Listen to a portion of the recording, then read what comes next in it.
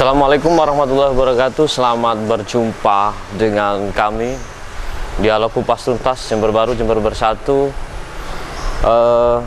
Kita akan membahas topik kali ini tentang manajemen keuangan pekerja. Bagaimana mengatasi, merespon dan menggagas terkait juga tentang bagaimana meningkatkan pemahaman kesadaran masyarakat, tentu saja para pekerja baik sektor formal dan informal untuk bisa berdaya, kemudian meningkatkan kesejahteraannya dengan berbagai cara, yakni salah satunya adalah dengan memanajemen keuangannya pekerja.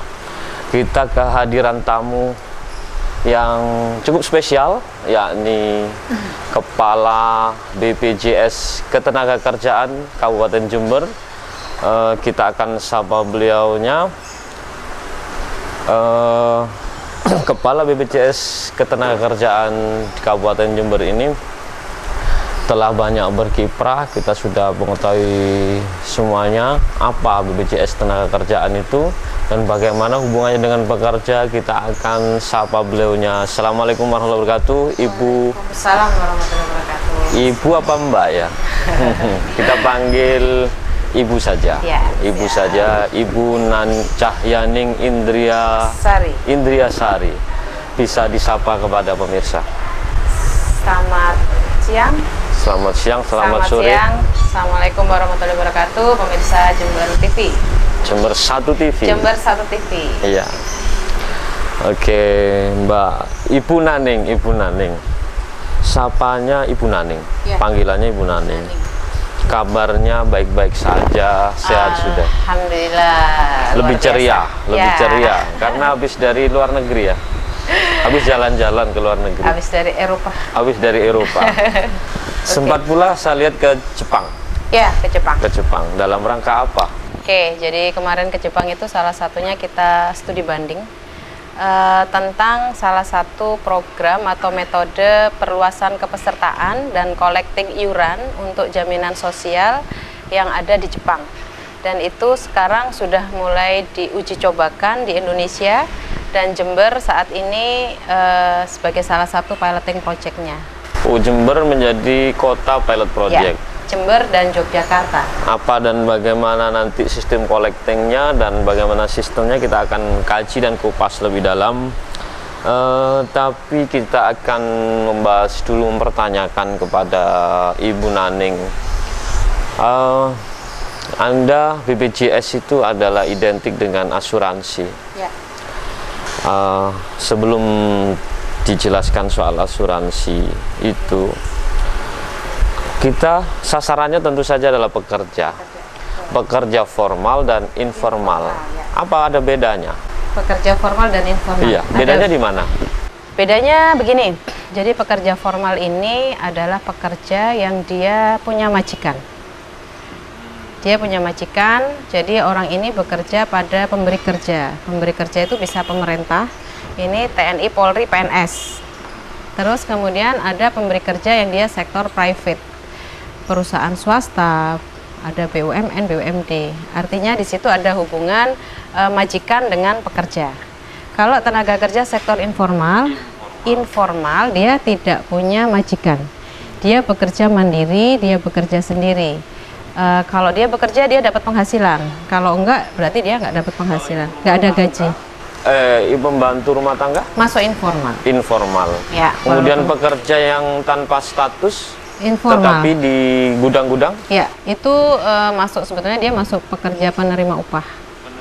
Karena dia tetap bekerja di pabrik, walaupun gajinya mingguan, bulanan, dia penerima upah statusnya. Yang informal yang bukan penerima upah ini misalkan petani, nelayan, kemudian tukang ojek, tukang becak, sopir, dan sebagainya.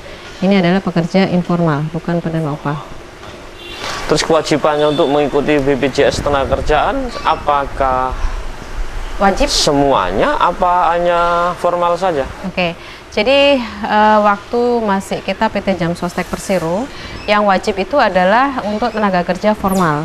Sedangkan untuk tenaga kerja sektor informal ini tidak wajib. Tetapi ketika sudah menjadi BPJS Tenagakerjaan melalui Perpres 109 tahun 2013, di situ disebutkan bahwa semua pekerja yang bekerja di wilayah Negara Kesatuan Republik Indonesia, termasuk tenaga kerja asing yang sudah bekerja di sini kurang minimal 6 bulan, wajib menjadi peserta BPJS Tenagakerjaan. Tenaga kerja asing harus ikut? Iya.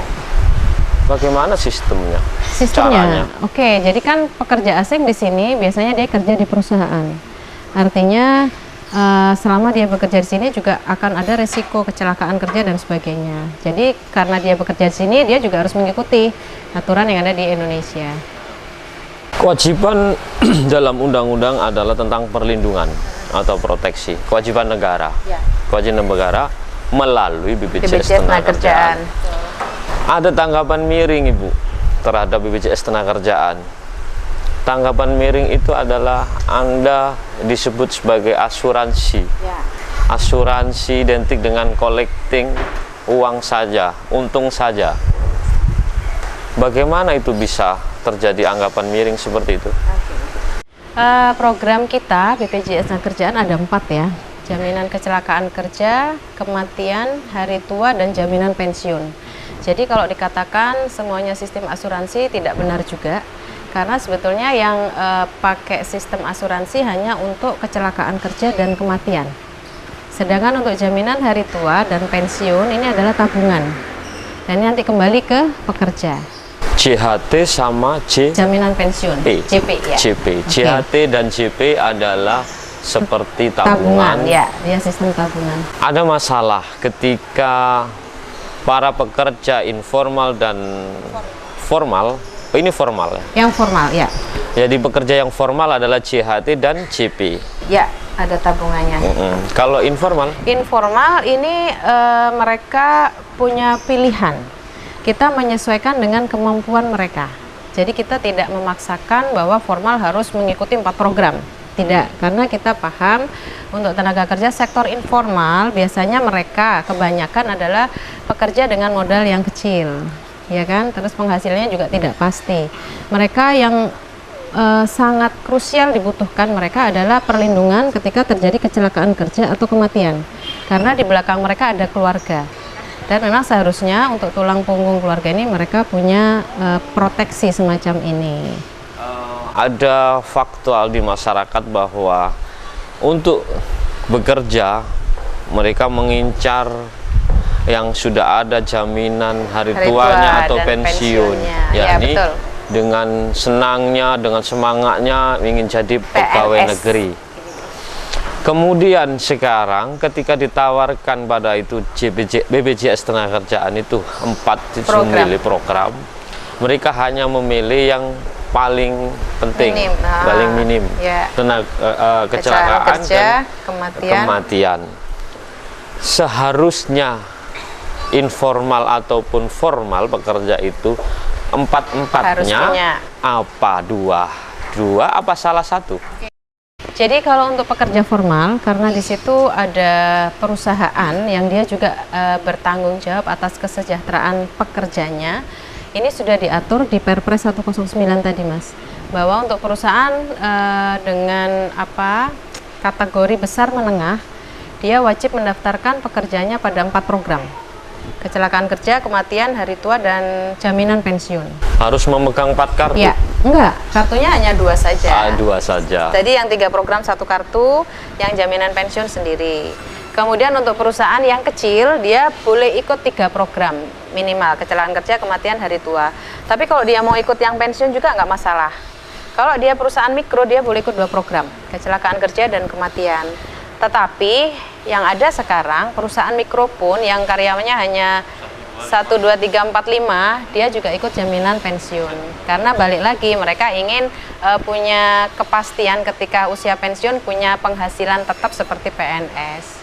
Jadi jaminan-jaminan hari tua, jaminan-jaminan pensiun itu sangat dibutuhkan karena usia produktif manusia itu terbatas.